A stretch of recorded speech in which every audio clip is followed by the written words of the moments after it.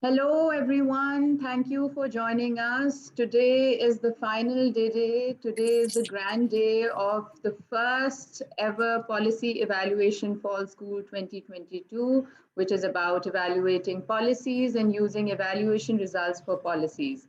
This event is organized by Asia Pacific Evaluation Association in collaboration with Bill and Melinda Gates Foundation and Development Monitoring and Evaluation Office NITI Aayog. The communication is supported by Asia Pacific Communication Hub. My God, this is a great event. We've reached the third and final day of this event. This is so great. We're all feeling so proud of all the speakers, of all the resource persons, of all the participants. And today we have a larger pool. So thank you all once again for joining in. Before we begin, a couple of very important housekeeping rules. Because this is a bigger audience, we would request you all to please keep your microphone and video disabled so that you can hear the speakers and resource persons clearly. Um, Two announcements regarding the renaming of Zoom names. So for the participants who've been with us since the last 2 days, please use the default instructions of Zoom renaming, which is use your participant code followed by your first name and last name. And for all the guests and guest participants who are joining us just for today, please rename your Zoom name to your first name followed by your last name. Another thing, as you all know that these 2 days in the last have been super interactive. Please, for this day also, use the chat bar for communicating, for posting your questions, suggestions, comments, etc. So I think it's time to begin. And for that, as always, I'm going to invite Dr. Sanjeev Sridharan, the country lead learning systems and system evaluation from Bill and Melinda Gates Foundation, for the recap and introduction. He did a great job with the recaps and introductions. I'm just going to pass over the mic to him. Dr. Sanjeev, welcome. Thank you, Maha. Thank you. Thank you, Asela, Randika, Madhuka, and the Appear team. Even before I start with the recap, I just want to start by first again thanking all of you, Maha, the Appear team, and other organizers. I think to really build evaluation capacity, more than methods, more than having a stellar cast, all of which we have, you need a warm and friendly place where we feel comfortable talking to each other. And so congratulations to the organizers for doing such a fantastic job. Let me start there. Before I talk about yesterday, let me go back to the first day. And I think I go back to what Shailendra Dwivedi started the proceedings by sort of really talking about evaluation as an enterprise where we are really trying to create a better society, where we are trying to, make a difference in the lives of people who may not have as much as we do. So it's really important that we see our responsibility as evaluators. The evaluation itself is an intervention. There is something called a bad evaluation. There is something called a good evaluation. And in some ways, a fall school like this calls into question, how really brings into clear focus. How do we design evaluations that make a difference? And so that really will take us to today's discussion itself too. But on day one, we really had a really fantastic exposure to the importance of thinking theoretically. And I think Soma De Silva did a stellar job, really sort of arguing there's nothing as practical as a good theory. And again, that theory of change also really helps guide how what are the criteria that matter for your evaluation. We also had a panel on discussion of the nature of results. And again, the big lesson there was not to be mechanical about results. That was day one. Yesterday, the heart of the discussion was what matters when you do an evaluation. We had a fantastic discussion presentation by Megan Kennedy Schwan from OECD, who talked about different kinds of evaluation criteria. It was a super comprehensive presentation. What I want you to take out of it is I want you to bring a challenge lens, an interrogation lens. I don't want you to be mechanical about the evaluation criteria. The 6 criteria she spoke about was effectiveness, efficiency, relevance, impacts, coherence, sustainability. So super comprehensive. what I want you to appreciate, our field is still young. I still don't know. I don't know of a single source that does a fantastic job that discusses the trade-offs between different criteria. I think, Maha, there was a question you raised in the chat. And so I think we have a responsibility to generate knowledge about when does relevance matter? When does sustainability matter? We didn't quite have a discussion around other criteria like inequities. Is inequity a good enough cross-cutting criteria? So I want you to sort of see ourselves as belonging to a field where we are sort of having very, very thoughtful discussions around, how do we actually make any of this stuff matter? I'll give you an example. I used to be in Scotland for many years. We used to work on health inequities in Scotland, and I used to lead an evaluation organization. And the head of health inequities told me, Sanjeev, you need to help me do my job, because when I sit on the policy tables, and I'm often with a bunch of medics, they ask me, why are you choosing a community intervention for health equities? I can show you proof that if you give drugs to everybody, their health improves rather dramatically. Show me the proof that community interventions can bring about this kind of change. So the argument was, we need quick change. And he was sort of saying, provide me the tools that help me make an argument. Investing in community interventions is the right way to go, even though it may not produce the same kind of quick results giving drugs does. So I kind of felt we really have to have this dialogue and debate around different kinds of intervention, of evaluation criteria. That also takes me to also to think about, how do we think more deeply about some of the real sustainable changes, some of the sustainable investments may take a long time, and there may not be overnight effects. So how do we compare that against quick acting interventions? So anyway, I think my main comment to you is really the stories that need to be told in terms of actually implementation of different evaluation criteria.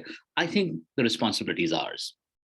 Kiran Crawley also did a fantastic job sort of organizing a discussion around, what were your own reactions to the evaluation criteria. So again, I just felt, 45 minutes to an hour was simply not enough. It was fantastic. A good session is where you're really begging for more. Finally, Candice Mockle, a really fantastic discussion on thinking about different evaluation types and evaluation intervention and evaluation approaches. She mentioned more than 25 different approaches. I sent a link where Michael Patton had spoken about 101 different evaluation approaches. The main point is not how many evaluation approaches there is, but the idea that we have different kinds in our toolbox. We have very, very different, very diverse set of skill sets and, and the kinds of tools we have. I think Candice's presentation did a fantastic job talking about thinking deeply about the nature of the intervention. And that's where the connections to the theory of change lies. I think there was at least one question, I think from Sato Mose from Fiji, talking about how do we connect this to theory of change. I thought that was a really important question. But Candice really spoke to us about how important it is to focus on evaluation questions, thinking about opportunities and constraints, and also to pay attention on context, cultural, social, political, and environmental. So day one, we really had a focus on theory of change results. Day two, evaluation criteria, evaluation approaches.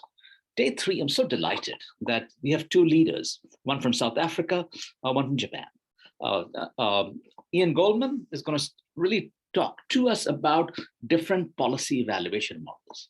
And again, one of the things I really, really love about working with Ian, we work in many different settings, I think he brings a really strong focus on both rigor as well as utility. And I think it's an important point I want to make that too often in the discussions on evaluation rigor, I think we don't actually incorporate the kind of context we work in, the kinds of ways in which we can be useful. I really think a good evaluation, a rigorous evaluation is also a useful one. I think the distinctions are not really that obvious. So I think Ian has been a lead on that. And similarly, we have Aki Yonohara from Japan, who rather interestingly is working in India right now, to talk about using evaluation. And this is it's a nice place to end, because eventually, as evaluators, and going back to my original point, the evaluation itself is an intervention. Our responsibility, our ethical responsibility, as we design evaluations, not just at the end, is how do we make sure we create evaluations that are going to be useful. So that's the agenda. Back to you, Maha. Thank you so much, Dr. Sanjeev, for this really holistic recap of not just day two, day one, and day two, and an introduction to what is expected in day three.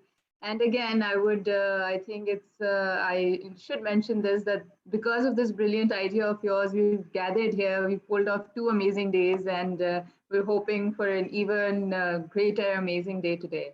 So thank you so much. And now that Dr. Sanjeev has already mentioned, we have two great stellar, of course, presenters today. The first one, the first session is policy evaluations, why and how.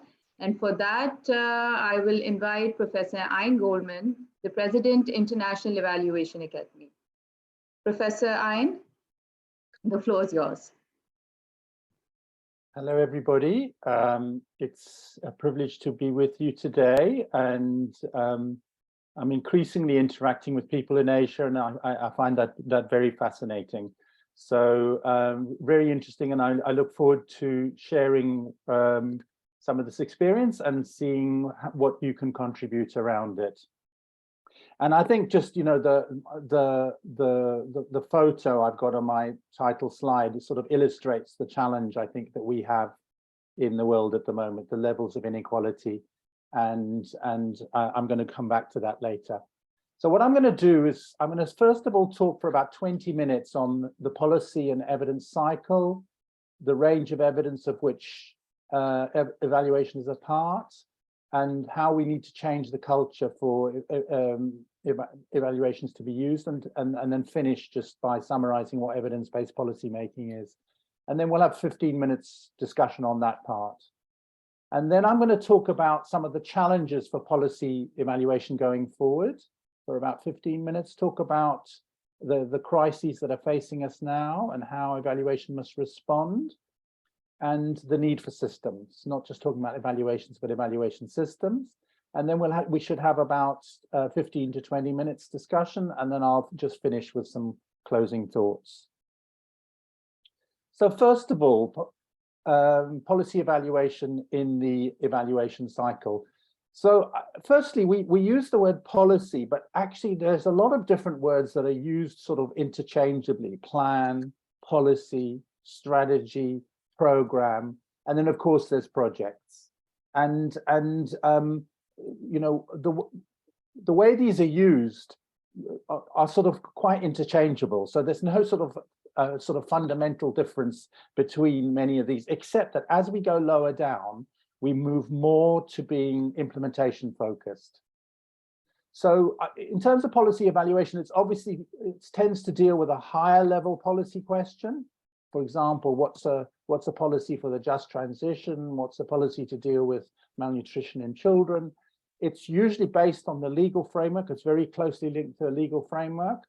It has a good policy would have some implementation guidance, but it usually won't have a detailed plan as a program would have. We're focusing more on outcome level. It's complex as you're covering a broad area, and you're probably talking about medium to long term. And the scale of the types of evaluands, the interventions you're looking at, the policies you're looking at, will differ depending on the level. I mean, at national level, we had a guidance, for example, that we were looking at a minimum of $30 million, and at state level, it would be about $3 million. But I mean, if you're talking about India, I'm sure you can multiply those figures by 10. So, you know, there's a difference between how one treats this at national level and subnational level. And there are different types of evaluations that I think Candice touched on this yesterday, but different questions lead to different types of evaluation. And this equally applies to policy. What is the underlying situation and root causes of the problem? A design evaluation of a policy: does the theory of change in the policy seem strong? An implementation evaluation of a policy: what is happening and why? What are the likely outcomes?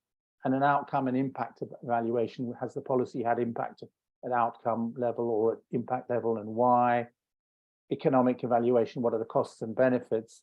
And then synthesis: what is emerging across the portfolio of evaluations? This is the set of evaluation types that we use in South Africa, and I think these can be equally applied to policy as they can to program level. And this is an example of this type of life cycle being used in the climate investment funds, where they refer to diagnostic assessment, the design and redesign, implementation, review, And so it's evaluation as learning happening throughout the policy or program cycle.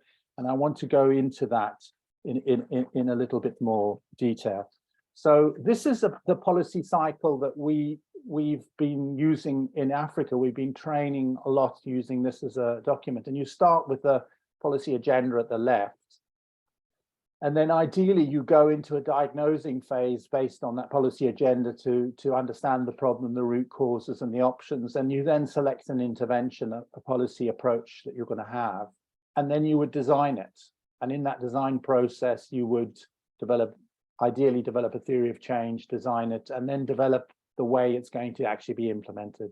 And then you would implement that plan, that policy, and hopefully monitor it, review, and then you would move into the outcome quadrant, and hopefully your policy, well, it's definitely having some outcomes and some impacts. They may not be what you wanted, but what are they, and is it value for money, etc.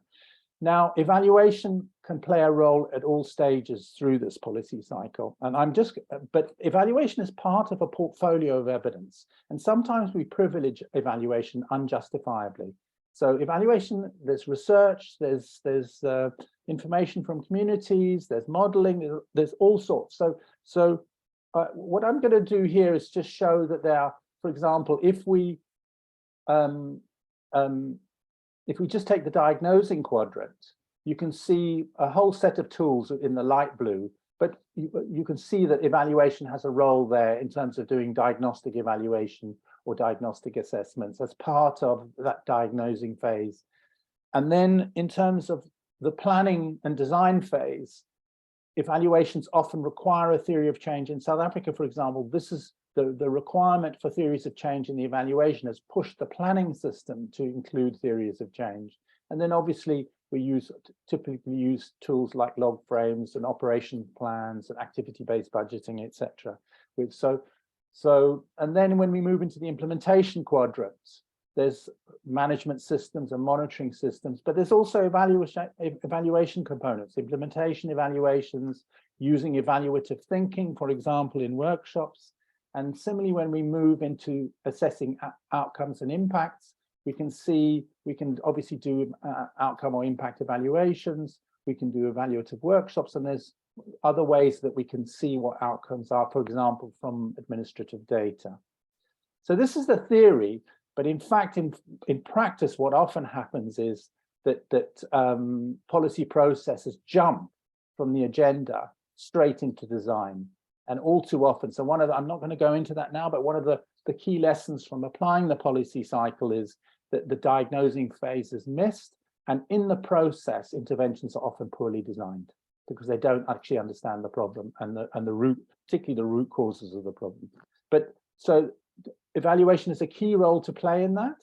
And in setting the agenda, obviously, you need to be reflecting. And if you look at the center of the circle, there's documenting, reflecting, and learning happening that should be happening throughout the cycle. Now, we can be doing, we can be applying the cycle at policy level. We can also be doing it at program level. So a policy like early childhood development would have a number of programs. It might have one around early childhood development centers. Grade R is an extra year of schooling in South Africa to promote early childhood development. There might be a program around nutrition for children. And then there might be specific projects or services. For example, the Grade R extra year of schooling had a project around curriculum and had a project around training of ECD practitioners, etc. So we're talking about all this logic actually happens at all these levels, but equally it happens at policy level. So I now want to just come on to why policy evaluation is important. And this is the first evaluations that were done in the South African evaluation system. And as you can see, these evaluations mostly implied that major changes were needed in these programs. These are the first 10 programs that were evaluated. They're quite, you can see it's a complete range of programs from agriculture, nutrition, economic development programs, educational, etc. And the reason for these major changes was that the diagnostic phase was not done adequately, and these were not designed optimally.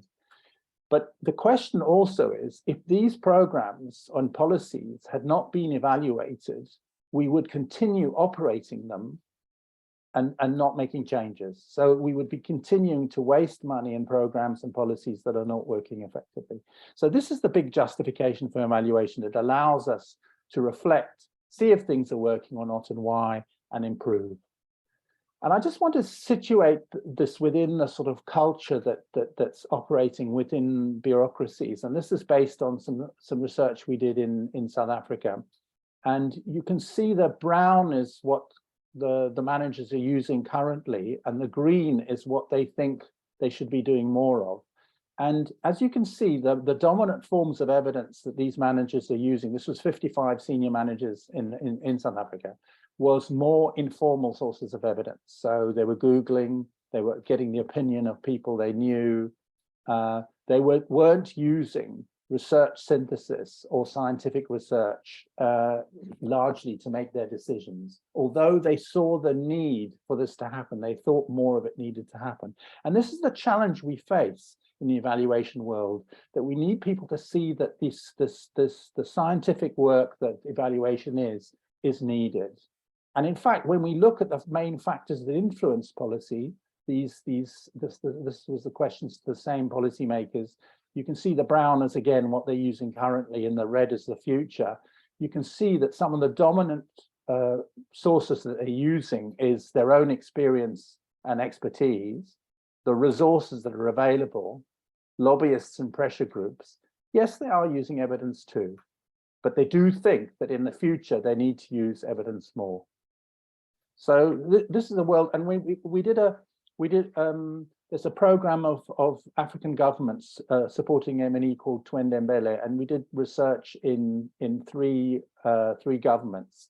And you can see some of the reasons people were saying that they weren't using evidence was resistance by management to transparent decision making, that in 30% of cases there was little respect for the use of evidence, that the hierarchy, in 40% of cases, people were saying it was difficult to discuss performance objectively because of the hierarchy. And if I just come to the bottom row, that in about 45% of cases, problems were not seen as an opportunity for learning and improvement. And this is very problematic for evaluation, not to just be an accountability tool, but actually be used for learning. We need to change the culture so problems are explored honestly so that we can improve what we do. So evidence-based policy and practice is helping people make better decisions and achieve better outcomes by using the best available evidence from evaluation, from research, and from other sources of evidence. It's knowing what are effective interventions, for which outcomes, for which people, under which conditions, over which time span, and at what costs, plus integrating that evaluation and other evidence with decision makers' knowledge, skills, experience, expertise, and judgment. Great. Okay, so we've done our first slot. So maybe in the chat, you could start introducing some questions. I'll invite some people to voice, and let's get a bit of a discussion going for about 15 minutes. And till we've got about 10 minutes till 7:05, and 7:05 my time. So so Abu Bakr, the problem with use of evidence is in the presentation of the evidence.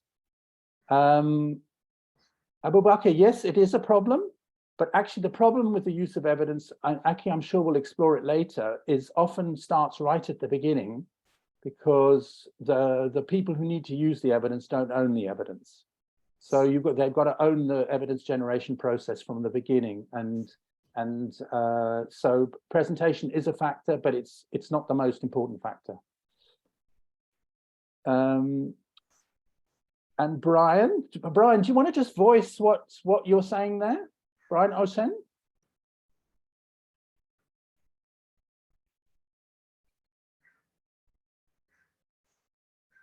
Brian, can you voice? No? Okay. Well, so Brian is saying the evidence cycle, though it's theoretical, it gives a clear action to carry out at each level.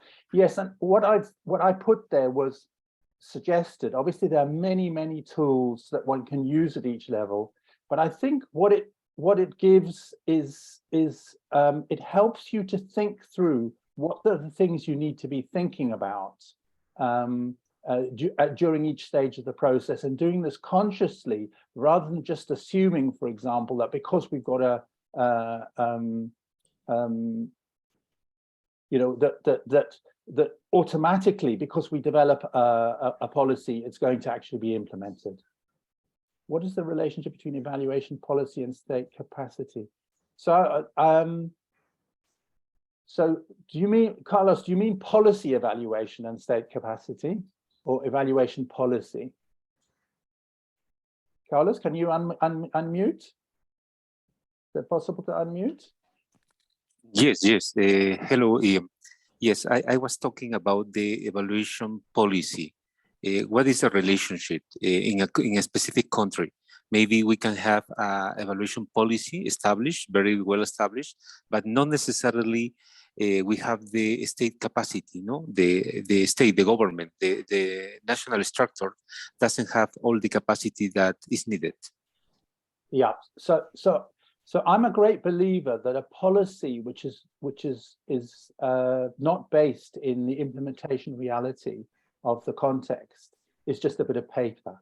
It's nothing more than a piece of paper. So the policy must be realistic in terms of implementation capacity, and all too often what you actually see of is that people think that because they develop guidelines or they develop a policy, miraculously the country's going to be able to do something, and actually they can't. So I'm a great believer, for example, that don't spend too much time developing the bits of paper. Get going with doing evaluations, and that's how you really build capacity.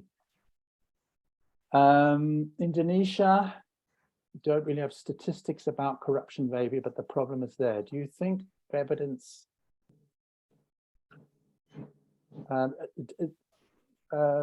maybe you could voice that. Ahmad, do you want to just explain that a bit better? Yes. Yeah. Maybe in Indonesia, evidence is always identical with like statistical report or like survey and so on. But the thing is that the country also suffer from corruption, let's say. But the problem is that we don't really have that kind of survey yet. So do you think, but we have evidence in our culture, like daily life, Indonesian is a bit corruption in some way, especially speaking of government, right? Do you think evidence is relate only with statistic, or is like relate with culture as well? Do you mean evidence about corruption, or are you talking about just in general terms? Both.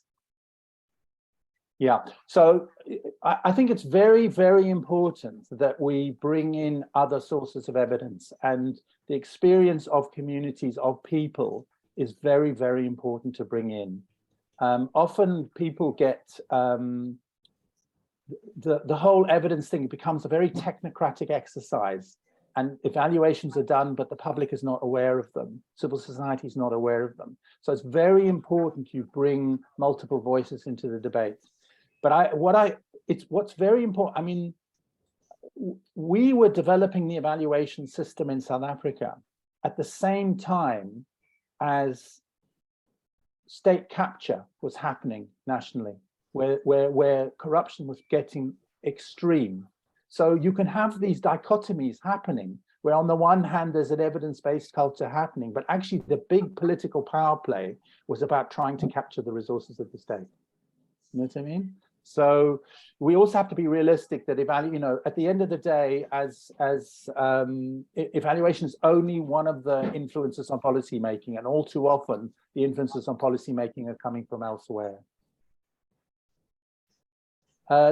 Ayina, I think we will have to leave the organizers to respond to your question. I can certainly provide some resources from my side. Can you elaborate more on the details of the changes needed as a result? Okay, so just what you find is that I mean, a simple example would be, well, we have problems with malnutrition, so we must give food parcels to children. Now, obviously, that is a palliative solution, but if you don't deal with the root causes of malnutrition, that program is not going to have a long-term benefit. And I think this is the point about getting towards root causes. Maha, you want to say something? Yes, Professor Ayan, I have a pressing question. So when on your slides, I noticed the slide where you're doing a comparison of what is currently happening and what is maybe needed in the future in terms of, scientific research. So when we talk about evidence, evidence is both. Evidence is research or empirical data or, scientific data, and evidence is also observations. Evidence is also the interviews or the data you're gathering from, observations or interviews or talking to people or based on your experience. So it's a general, like not specific to that example, but how do researchers or evaluators, how should they basically balance both like data versus maybe judgments and observations when it comes to using evidence? Because evidence, in my opinion, it classifies all these things. So where should we, what's the right ratio is my question. So I think one of the important things that's very important to get is to realize that there, to some extent, there is a hierarchy of evidence. Evidence, which is one person's opinion, it is evidence, but it's only one person's opinion. If it's 1,000 people's opinion, you can get much more, and that 1,000 people is a representative sample of an area, then you can place much more confidence in that evidence. And this is very important because often, like, for example, when you deal with parliamentarians, they go and talk to people. They often base their views on talking to 3 or 4 people in their constituency, not on rigorous evidence about what works. So, and you often see that their own world views permeate what they believe. So if they believe that children get pregnant to get a child support grant, that young women get pregnant, that's based on their belief system. It's often not based on rigorous evidence, which in South Africa shows that that's not the case, for example. So it's very important to think about what is rigorous evidence. And so one research study is much less rigorous than a systematic review of 100 research studies. So one of the things we have to do is get people to understand what is good evidence, what is strong evidence, and what is not. Yeah. Thank you for that. Evidence should be presented in an understandable and actionable way. That's absolutely right. So, for example, with evaluation reports in South Africa, we said you might produce a 100-page report, but you have to produce what we called a 1, 5, and 25-page report, a 1-page policy summary, a 5-page executive summary, and a 25-page main report. And we found those reports were read. They were often read by ministers, whereas 100-page reports nobody reads. Yeah. What is more rigorous in time? But also linked with that, there's a whole role of around knowledge brokers, which is evidence, particularly people, for example, in DMEO, those sort of units in government. You actually have a dual role. You're knowledge brokers. You're having to deal with the policymakers and their interest in evidence. You're having to deal with people that are supplying the evidence and making sure it's good quality and it's understandable. And there's a lot that we need to do to explore this knowledge broker role. And Twende Mbele, for example, has developed some training around that, which I think is interesting. What is more rigorous and time-consuming, policy or evaluation or program evaluation? Dubia, I think it'll depend. It'll depend the size of the policy. It'll depend the size of the program. I don't think you can necessarily say. Once policymakers see the value addition in evidence, most often they use it. Well, it's definitely, they have to see the value. And in fact, there's a book that I've recently brought out on evidence use in lessons from Africa, from African governments. And what that, it uses a behavior change model. And what it basically comes out is we have to build the motivation, the capability, and the opportunity of policymakers to use evidence. So motivate their motivation. If they can see that this evidence is helping them to make a better decision, and that's going to mean that they're going to perform better and their department will perform better, that often increases motivation. In the absence of political will from government, how can evaluation reports influence? If there's no political will, you won't influence the decision, unless what it does is, this is why it's very important that evaluation reports go into the public domain. And I think there needs to be a lot of work also with think tanks so that they can access these evaluations and they can use it also to put pressure on government. So, and that could mean, so the political will may not be there, but if there's political pressure that comes because of it, they would be able to that might have an influence. Okay, I'm going to go. There's more questions there, but I'm afraid I'm going to have to go on to the next bit of my presentation, and we'll see. We can pick up some of these questions late in the later session. So I just want to talk a bit about the challenges for policy evaluation going forward. And this is the recent heat wave in India. I mean, the most stupendous temperatures, really horrific temperatures. And I'm sure many of you in this audience, you were experiencing that. This is the Pakistan floods. 1/3 of the country flooded.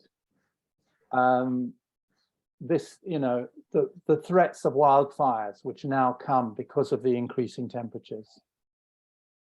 The heat wave that's currently happening in China, the most severe ever recorded in the world. Huge storms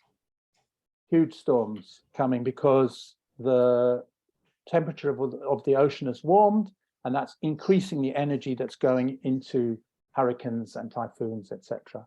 And of course, the reason is that we have gone way beyond what is a sustainable level of carbon in the atmosphere. And this is a huge, huge challenge. And we are never in our lifetimes going to see business as usual again. And we continue to talk. These are all the talks, the big conferences, and we have seen an inexorable rise in carbon.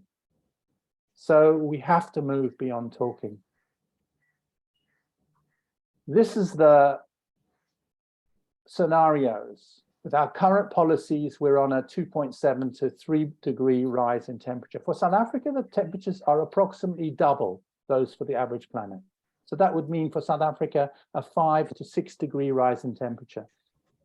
These rises are not a simple, oh, well, it's going to be 1.5 degrees warmer or whatever. What they mean is climate instability.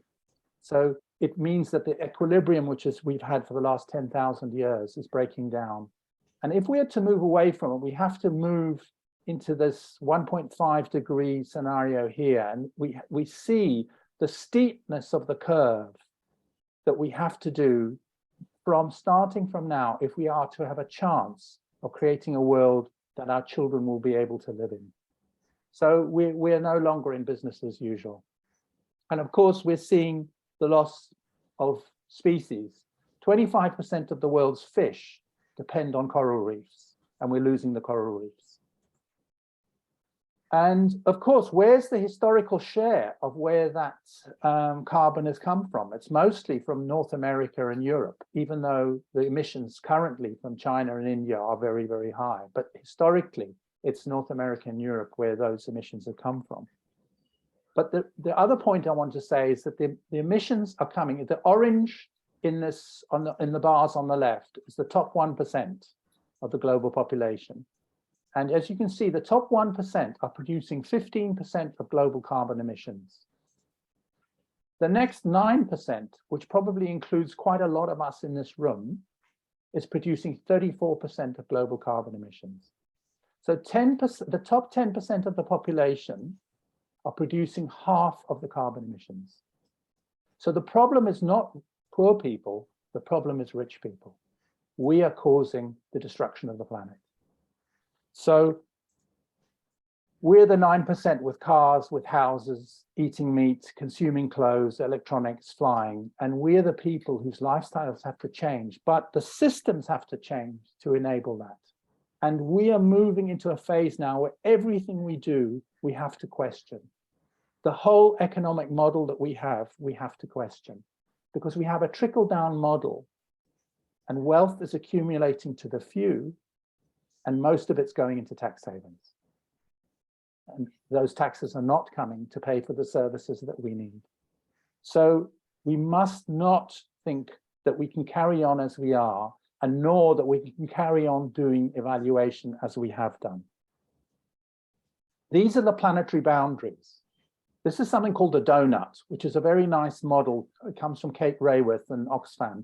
And you can see the outer circle is called the ecological ceiling, and the inner circle is called the social foundation. And they draw largely from the SDGs for the social foundation. But you can see the ecological ceiling. So if once you're in the red, you're beyond what the planet can bear.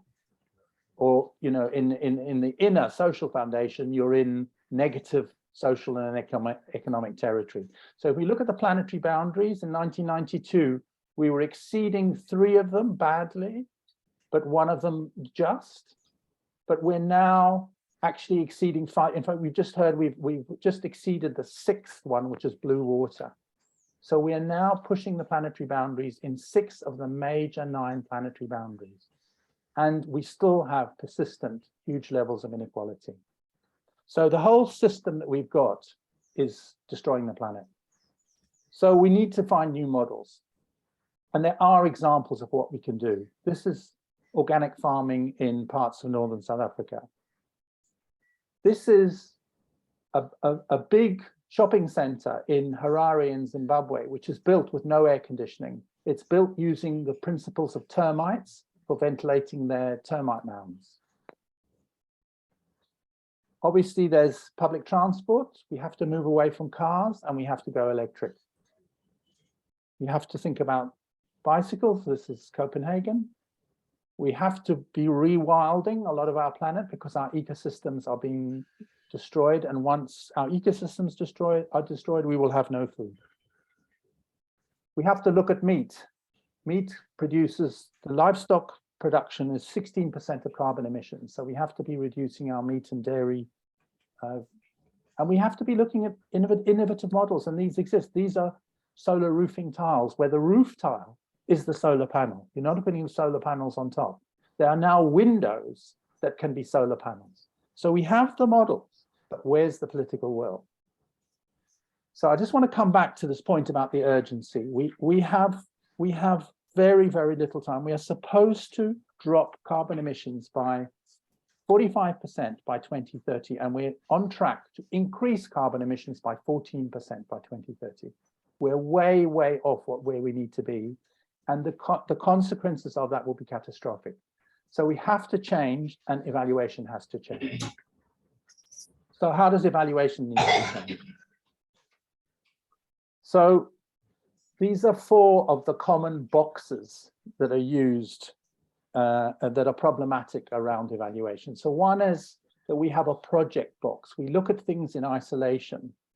We look at predetermined results and we miss the unintended outcomes. So this program had an intended outcome about X. We look at it, but we don't look at the unintended outcomes in terms of equality or in terms of effects on the environment.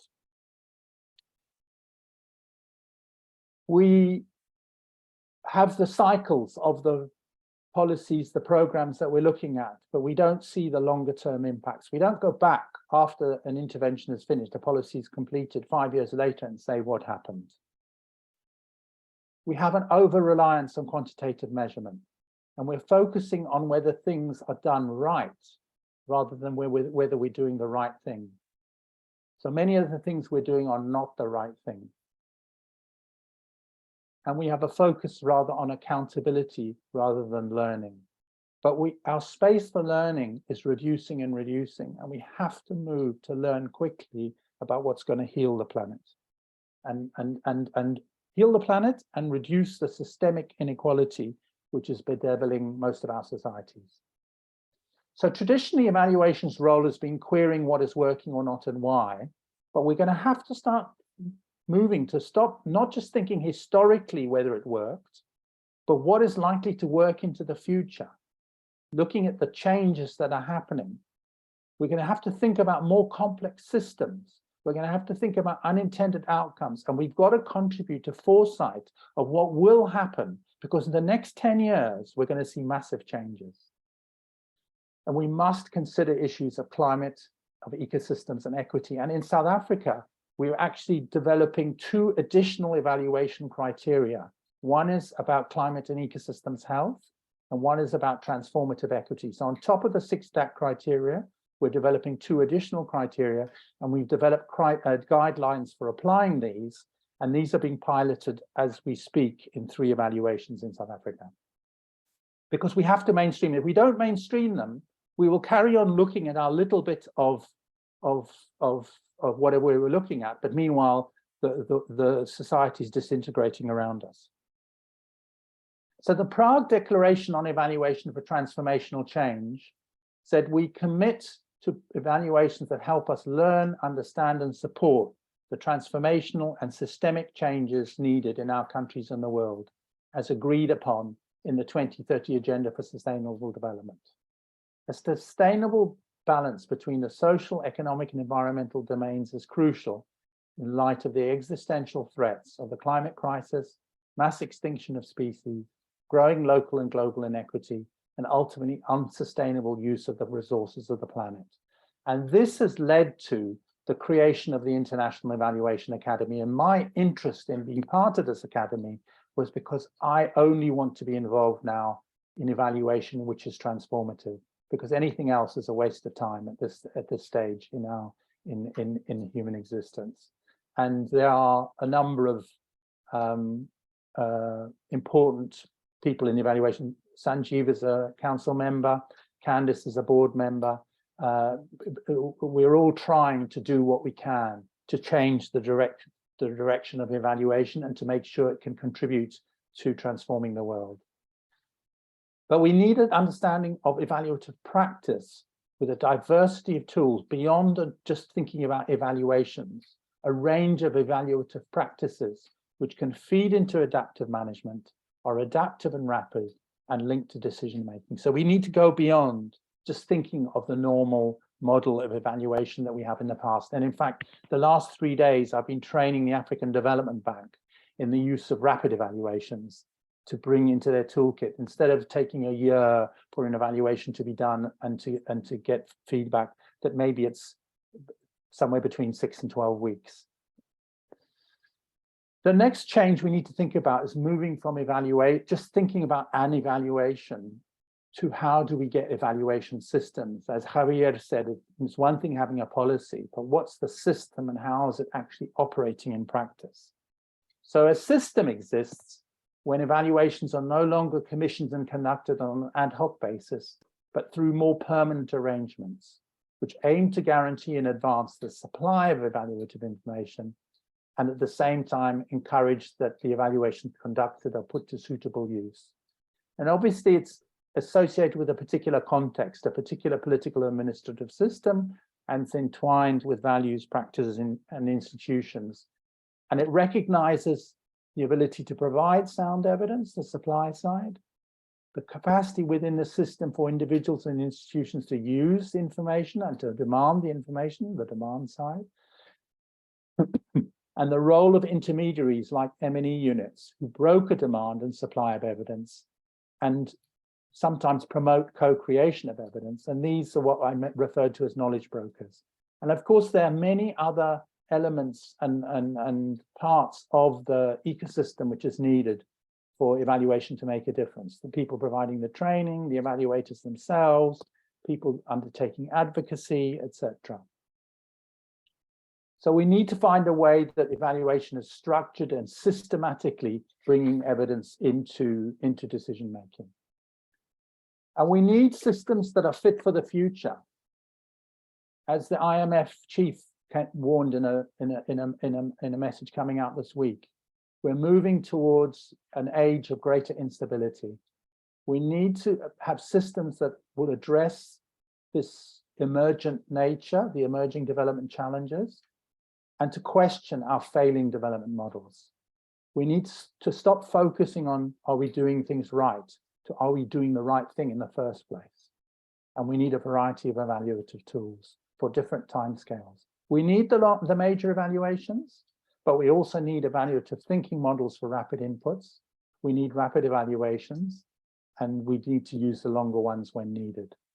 And we need agencies to support these in-country systems and not undermine them because they are focusing on their own systems. And I just want to, this is a report I worked on last year, which is how the United Nations can contribute to national evaluation capacity development and the evolution of national evaluation systems. And I think this is a report that's really worth reading, and it's pushing the UN to say, what are we doing to build capacity, not weaken capacity? And lastly, before we go into discussion, I just want to raise that for evaluation to contribute, it needs to be contextually relevant, embedded in local systems, and it must be in demand by policymakers. And these are some of the issues that we saw in the research we carried out in Africa around evidence use that influence that. So the significance of the policy question. What are catalysts of change, crises, pressure from development partners, pressure from civil society? What's the broader political and socio-cultural environment? The timing, for example, the proximity to an election, the space for political participation, the level of interest and engagement of stakeholders, and then the institutional environment within government, within parliament, within civil society, etc., the systems, the champions, etc.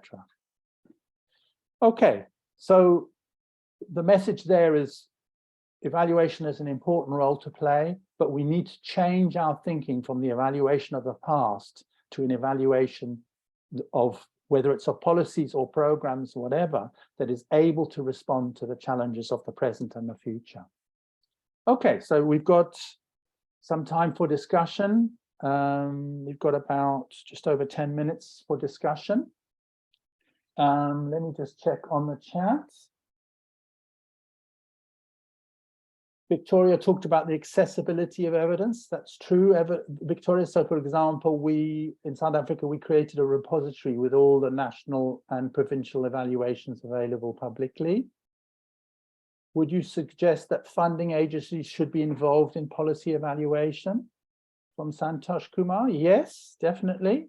And certainly if they're funding them, they should be part of that. How about the momentum, timing? Is this important? Yes, timing is very, very important, Monica. So as I showed in that context slide, for example, the governments are willing to try things out straight after an election, and they're never willing to try things out a year before an election. So timing is very important. So you must, as knowledge brokers, you have to be very aware of strategic opportunities to bring in evidence into the process. Governments should budget more for evaluation to prevent future misuse of public funds. Yep, evaluation budget is always insufficient, absolutely. Many organizations want magical evidence. Yep. Policy approval is a government prerogative. Yep. So there's a lot of messages here, and I don't have the time to go through them all. Would you suggest that funding aid? Okay, you've raised that again. Give the name of the book. I'm interested in behavioral nudges and in policy. Yes, I'll post it in the chat a bit later. It's open access. Oh, there we go. Sanjeev's put it. Okay, thanks.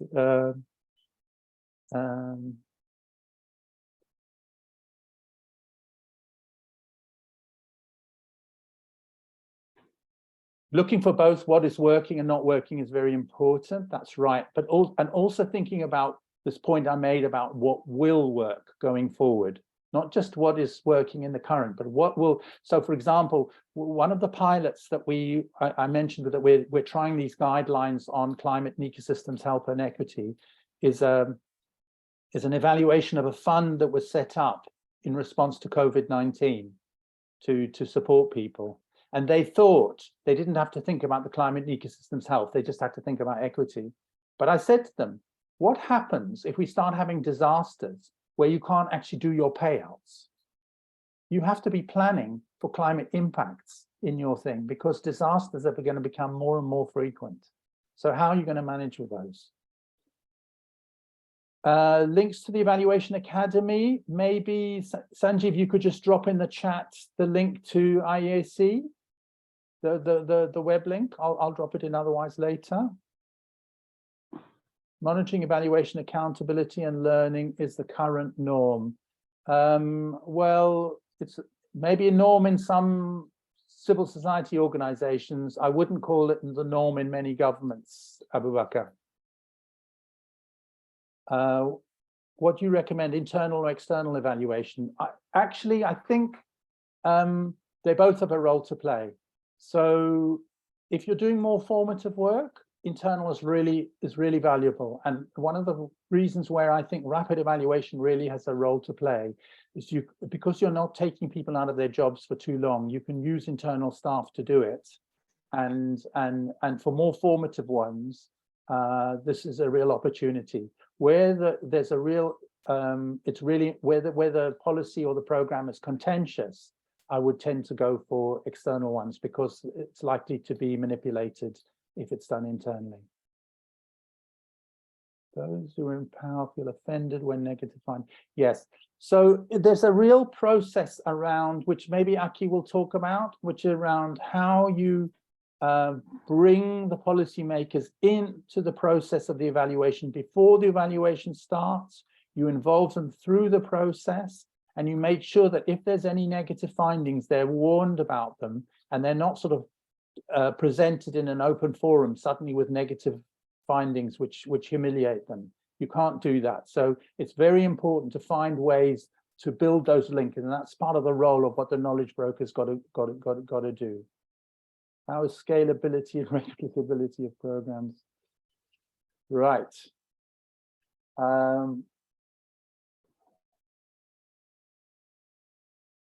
I believe government is not sensitized enough on the use of evaluation. Salman, do you want to say something about that?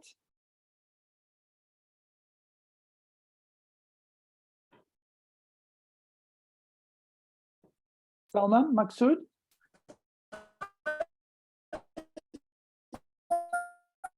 Oh, the connection sounds very bad. Okay. Man, we cannot hear you. There's a voice break. Yeah. Maybe if you want to elaborate what you want to say in the chat. Yeah.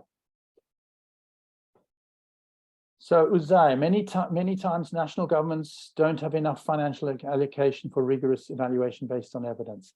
That is true, but when you look at that slide I showed about how many programs were not performing adequately, we have to actually show people that just because you're spending money doing things badly is not a good way of spending money, that it's really, really important to allocate budgets. So for example, we've got in South Africa, we've got the government around Cape Town, which is actually increasing its spending on evaluation because they see it as adding value into decision making. But often it is a budget that tends to get cut because people see it as if you've got to pay salaries, you don't have to do evaluations. But this is where I think the ministries of finance or treasuries are very, very important allies, because you have to make them realize that if we can do things more efficiently, we will save large amounts of money. And in fact, we did an evaluation of the national evaluation system in South Africa. And I specifically asked the evaluators to look at the value for money of doing evaluations, the return on investment. And they looked at 3 evaluations, and they found that the rate of the return on investment was between 7 and 13 to 1. In other words, there were 13 times the benefits from the cost compared to the cost of doing the evaluation. So this is very important that we enter into discussions with ministries of finance to say, not can you afford to do evaluations, but can you afford not to do evaluations?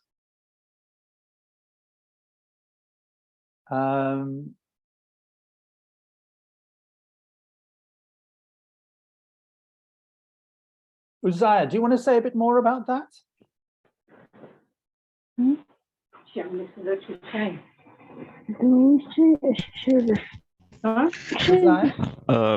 sure. I think if I have reliable, yes, sure. Actually, some of my experience is related with the project evaluation. And when we do the project evaluation, we are not actually doing the policy evaluation, right? So there are funds available in the government budgets for the project evaluation, that is limited budget. But when it comes to the policy evaluation, usually larger budgets are required so that you can have multidisciplinary teams and also the information and evidence collection systems in place. And developing countries usually do not have such systems available. So that is one of the informational constraints actually that we need to highlight. So thank you very much. That's right. So in that UNEG report that I mentioned, one of the things we're saying is if UN agencies can implement their evaluations with governments, supporting government to do those evaluations using government systems, it can help with that funding gap. And some organizations like UNICEF, for example, are very good at doing that. We had, in fact, our first evaluation in South Africa was supported by UNICEF. They didn't take over the evaluation. They provided part of the funding. They were part of the steering committee. They supported us to do it. And with that evaluation, we piloted the systems that we wanted to use. And based on that, we set up the practical ways we were going to run our system. So I think one of the things we've got to do is pool resources. So for Uganda also had a basket fund where it pooled resources from donors to support evaluations.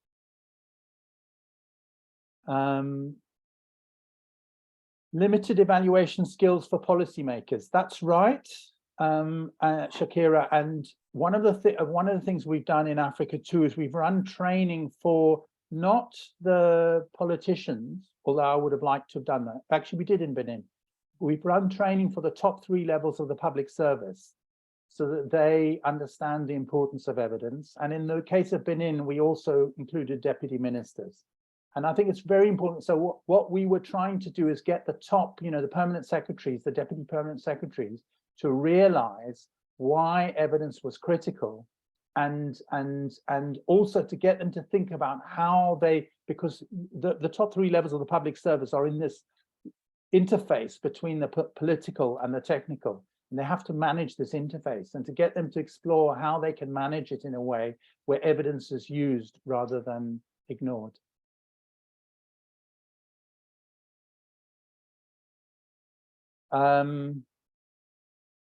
Let me just check.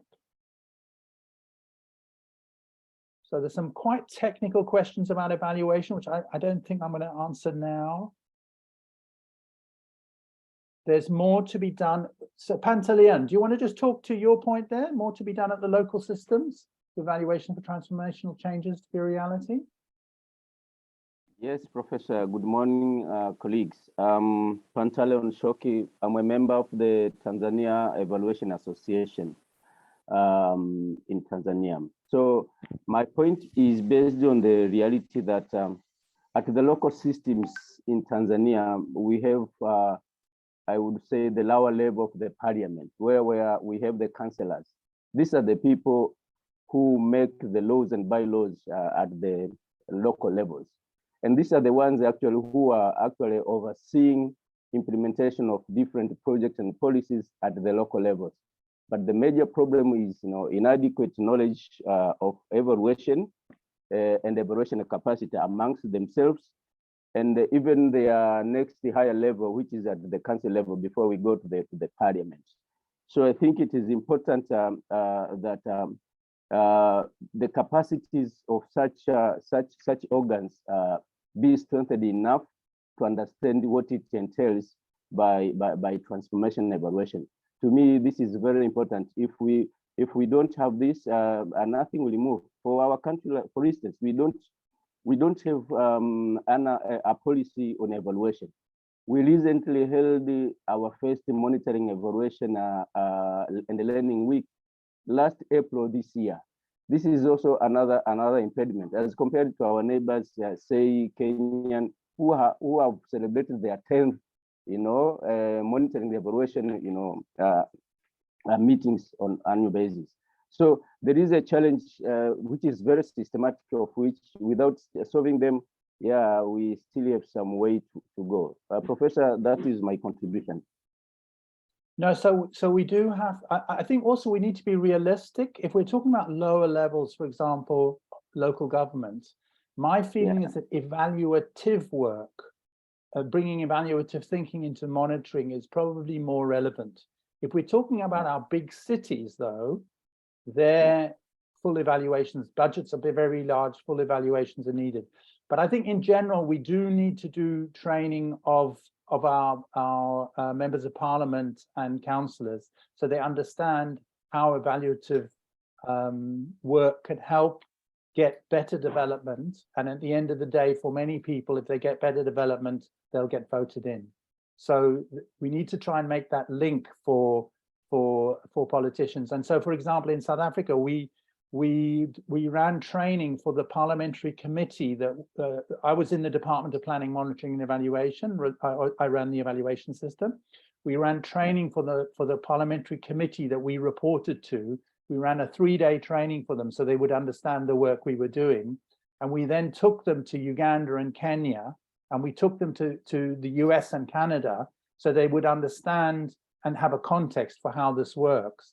The problem is, every single member of that committee changed after the next election.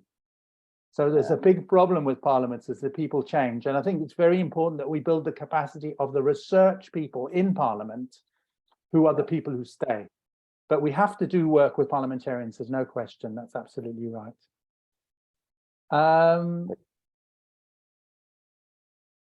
Okay, I'm gonna need to move on. So thank you for so many questions. So just my closing thoughts. So this is, I did a keynote to the ideas last week, and these are some of my closing thoughts at that keynote. Our current development paradigm has failed.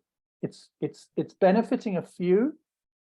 It's benefiting the top 10%, and particularly the top 1% who have got hugely rich and hugely richer in the last 30 years. It's a trickle-down paradigm. It's promoting consumerism, which is consuming resources that the planet can no longer sustain. And this modernization vision based on excessive consumerism is destroying the planet. And it's fueled by vested interests who are spending money to make sure that people don't understand the truth.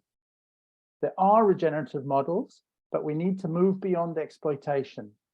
And we need to be able to apply both our head, our heart, and our hand to make a regenerative world happen now. All too often, the evaluation field has been complicit in the development failure. And to be part of the solution, evaluation needs to be transformed from what worked to what will work. We need to move beyond small isolated evaluation to see the bigger picture, the broader systems which degrade climate and ecosystems and create poverty. And policy evaluation is very important here. Evaluative practice needs to be contextually relevant, it needs to be embedded in local systems, and it needs to take this wider systemic perspective. And to systematize and use the evidence, we need transformed evaluation ecosystems, with evaluation not an orphan, but integrated into management and decision-making. And I'd like to finish with the words of the UN Secretary General. Dear friends of planet Earth, thank you for coming to the UN headquarters today. I've asked you here to sound the alarm. Climate change is the defining issue of our time, and we are at a defining moment. We face a direct existential threat. Climate change is moving faster than we are, and its speed has provoked a sonic boom, SOS, across our world.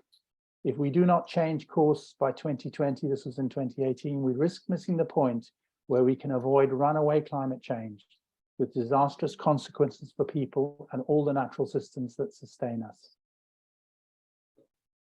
What makes all of this even more disturbing is that we were warned.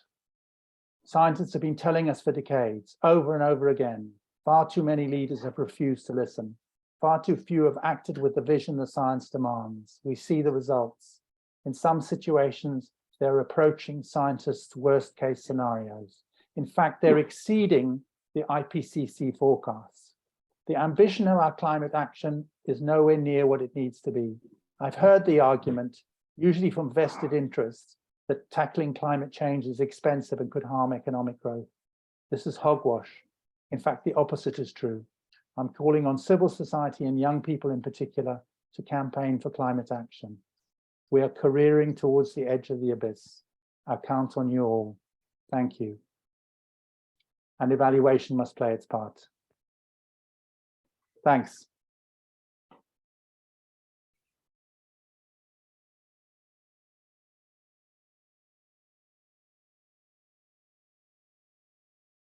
You're muted now. Maha,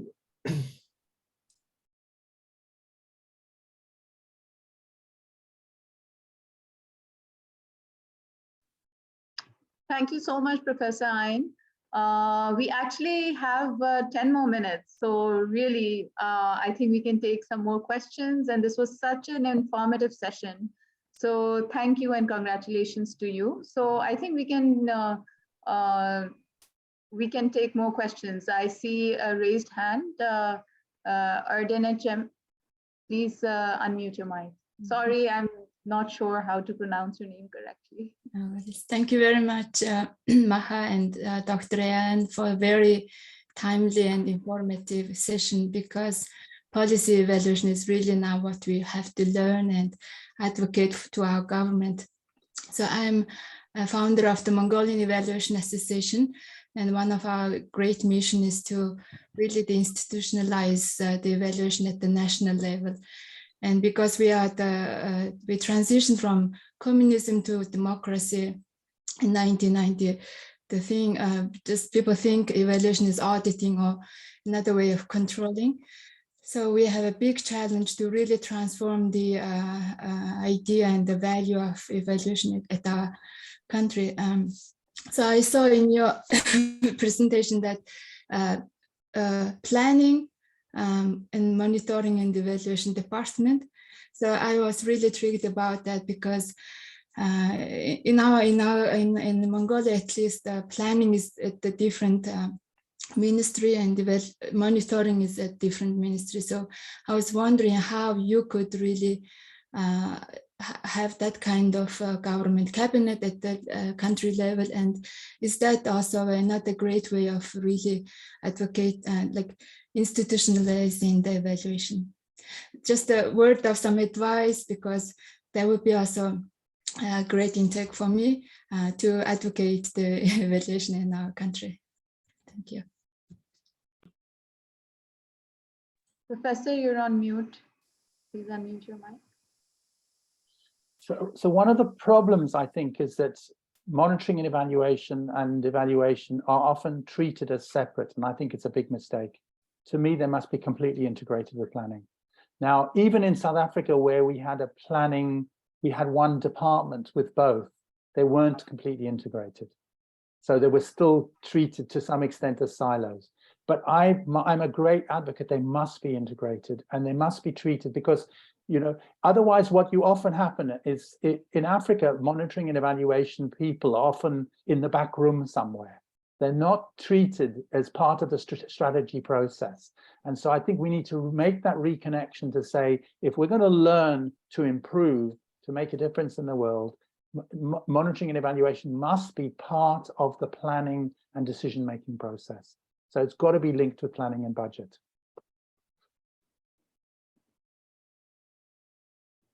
So there's another, yeah, okay. Whenever I meet a professor, I learn new things. Okay, any more questions? Maybe we can, the challenge with having so many people is it's difficult to hear voices because there's so many, but it would be lovely to hear some more voices. But anybody else who'd like to voice a question? Yes, Doctor. This is Shakira, Uganda Evaluation Association. So I kept on asking about how we can utilize, because the other major challenge we find in evaluation are the limited resources. So you find that it's compromising on the results so much. So I want to know the best way I can have the best results without, even when I'm not in position to carry out the evaluation of the evaluation, how do I still come up with the best results when even the resources are not enough? Resources in terms of skills and also resources in terms of finances that are needed to do all the entire process. So I mean, as I mentioned, I think one of the things is mobilizing funding agencies who are often funding evaluations of their own programs to make those funds available, as Uganda did actually, as part of basket funds to support evaluation in the country. And so sometimes UN agencies, for example, talk about joint evaluations being done with government. Often that isn't really country ownership, but it should be. So the other thing is, I think, looking to more rapid models of evaluation. So I think you can get a lot out of a well done rapid evaluation, and that's less costly. It's less costly because you can use internal people. It's less costly because it's shorter, and you can also use a professional evaluator as an evaluation facilitator rather than having to get a whole team to do the evaluation. So I think there's a lot of potential in rapid evaluation. Okay, Uzodinma. Thank you, Prof. First, I'm so lucky to have been able to join at last. It's been challenging joining, but I've got help from Secretariat. My name is Uzodinma Adrieje. I am the CEO of AfriHealth Opportunity Association, but I'm also the immediate past national president of Nigeria Association of Evaluators. I agree with you, Prof. In matter of bringing in monitoring and evaluation together and having them to commence with every intervention, there should be, M&E should be part of every part of a project cycle. From needs assessment through your development of your objectives to the eventual planning, implementation, reporting, all these need to be monitored, and if possible, to ensure that actually that they are really delivering on what is meant at. So I agree with that. But the issue is, for some time now, the global evaluation community, and especially I think UNICEF or something, has been emphasizing that we need to differentiate between monitoring and evaluation, and that it is the evaluation actually that is the professional component, because monitoring can be done by anybody, which is true, but not in a professional manner by anybody at any part of project cycle. So going forward, how do we effectively engage in the system to ensure that global stakeholders like UNICEF and the rest of us actually begin to look at monitoring and evaluation as essential components that will come in at every part of the project cycle, including budgeting, tracking, and mobilization. This is very important, and I suggest we find ways to take them up. Thank you. So I think it's often that does happen in international agencies reasonably well. Where it doesn't happen, I think, is in government. But I think monitoring has got downgraded to become compliance monitoring, which just becomes another bureaucratic activity. Actually, monitoring can be done professionally, where it involves evaluative thinking. It's closely linked to learning, and people are good facilitators of learning. So I think it can be professionalized too. So I think sometimes evaluators think they're special people. To me, we need to change that and say planning, monitoring, and evaluation. And in fact, I mean, it's interesting that I used to teach a course at the University of Cape Town called Planning, Monitoring, and Evaluation for Change. And to me, that's what we need to be doing. And we need to be seeing it in that integrated way. But it's not about just maintaining the bureaucracy. It's about getting the change needed to transform our society. Abu Bakr, just maybe a last point, and you say there are modern ways of carrying out monitoring and evaluation under resource constraints. Let's hear your voice on that.